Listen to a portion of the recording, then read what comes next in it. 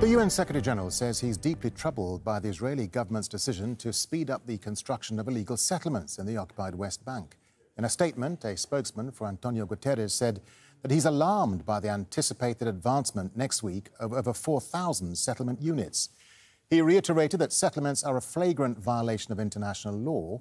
He urged the Israeli government to halt and reverse these decisions and to immediately and completely cease all settlement activities in the occupied Palestinian territory. Let's bring in Khalid El-Gindi. He's a senior fellow at the Middle East Institute. He joins us via Skype from Arlington, Virginia. Khalid, good to have you back with us. So, look, these are very strong words from the UN spokesperson on behalf of the Secretary-General, reiterating that Israeli settlements are a flagrant violation of international law. Why do you think the UN is saying this now, and how significant is it? Well, it's saying it now because it really has no choice. The actions of this Israeli government, they've accelerated virtually every negative trend that you can imagine, from the violence on the ground to settlement expansion to evictions to building and expanding settlements in the so-called doomsday settlements like E1 outside of Jerusalem. So this is really an attempt to slow down this very accelerated pace at which this extremist government is working to destroy chances for whatever may be left of a two-state solution. Yeah, and that's an interesting point you make, Khalid, because the UN Secretary-General urged Israel again to halt, reverse settlement activity. But the fact is, Israel has ignored these UN calls in the past. Will these calls make any difference now, given that Israel's coalition government is now more right-wing than ever, as you say? Yeah, I think probably not. I think unless the very strong words are combined with some sort of action by key players like the United States or the European Union, some sort of consequence to these actions, then they're simply going to be ignored, as they always have been. So there really needs to be action on the ground to back up these strong words, and we just haven't seen that at all. And it was just a day or so ago that Israel's far-right government gave the finance ministry sweeping new powers to bypass settlement planning regulations that I think had been in place for nearly 30 years or so. So what is this telling us, Khalid, about the future of illegal Israeli settlements? Well, what it's telling us in very clear terms is that settlements are not going anywhere. Israel has no intention of evacuating or dismantling any settlements, and in fact, they're going to step up the pace of building and expanding those settlements.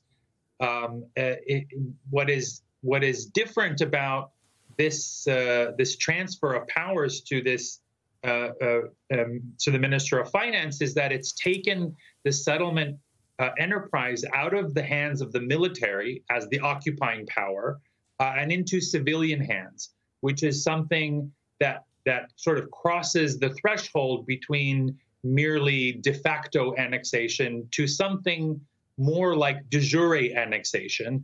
And it's precisely the sort of thing that the Biden administration and the Europeans have warned Israel not to do, and yet they've done so anyway, but we've not seen any real consequences. Let me get a final thought from you, Khalid, and touch on the issue of the two-state solution. The UN says Israeli settlement expansion undermines the viability of the two-state solution in any future peace agreement. But many observers say the two-state solution is dead in the water anyway. So does there need to be a recognition that the two-state solution may not be viable going forward? And if that's the case, what is the alternative?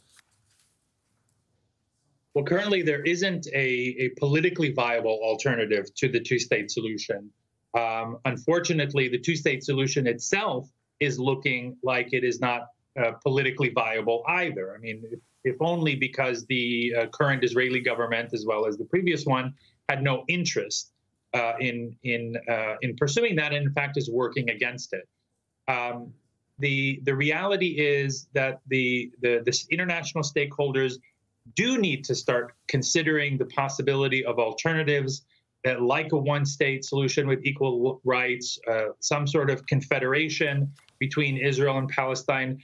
But they need to go beyond the rhetoric about supporting a two-state solution without actually doing anything to move in that direction. Khalid Al-Gindi, really good to get your thoughts and your analysis. Thank you very much indeed, sir, for talking to Al Jazeera. Thank you. Thank you. Well, meanwhile, tensions are high in the occupied West Bank after an Israeli attack on the Jenin refugee camp. At least 5 Palestinians were killed in the early morning assault. A child is among the dead. Israeli forces say they entered the camp to arrest 2 suspects, but the fighting raged for hours, with Israeli military gunship helicopters opening fire on the occupied West Bank for the first time in decades. Nida Ibrahim reports from Jenin. This is the moment that turned an Israeli arrest raid into a 10-hour gunfight. Palestinian homemade explosives damaging armored vehicles in the Jenin refugee camp and injuring 8 Israeli soldiers. It took Israeli forces nearly 1 hour to move the soldiers to hospitals and hours more to pull out at least 5 vehicles. Mohammed Bramke says the camp felt like a battlefield. The army was in the houses of my neighbor and my father. An Israeli military jeep was near my car here. You can see the damage. They were lined up in the street. It was very scary. It's become common for Israeli raids to leave behind Palestinian casualties, but it's rare for Israeli forces. This is the first time in nearly 20 years that we see Israeli helicopters strike Palestinian targets here in the occupied West Bank. People here say that scenes today resemble the battle that took place in the refugee camp in 2002. Shortly after the Israeli forces withdrew, Palestinians buried their dead. Among the 5 Palestinians killed is 15-year-old Ahmed Saqr. Anytime I asked him for something, he always said yes. He was decent, polite, respectful. But his problem was that the moment the Israeli army raided, he ran towards them. He wanted to die after his friend Omar was killed. The death of his friend was very painful for him. Amal Abu Sarriya's 31-year-old son was shot while fighting against Israeli forces. They're the ones attacking us. If they didn't come over, none of this would have happened. Snipers are targeting us. Journalist Layth Ja'ar shot this video from one of the rooftops near the camp. Cameraman Hazem Nasser was shot in the side while wearing his press gear. They shot me 4 to 5 times, and even as I was rushing to the ambulance, they kept shooting at me. Israeli forces have been raiding Jenin and Nablus for more than a year now. They say it's to crack down on fighting groups. But many Palestinians say they're proud that their limited weapons can put up such resistance against one of the most advanced armies in the world. Nida Ibrahim, Al Jazeera, Jenin, the occupied West Bank. Elsewhere in the occupied West Bank, the Palestinian Health Ministry says a 20-year-old man has died of his wounds after being shot by Israeli soldiers on Monday. It happened in Hussan near Bethlehem. Mohammed Zakaria al-Zaul was shot in the head during clashes with Israeli forces who were raiding the area. He later died in hospital.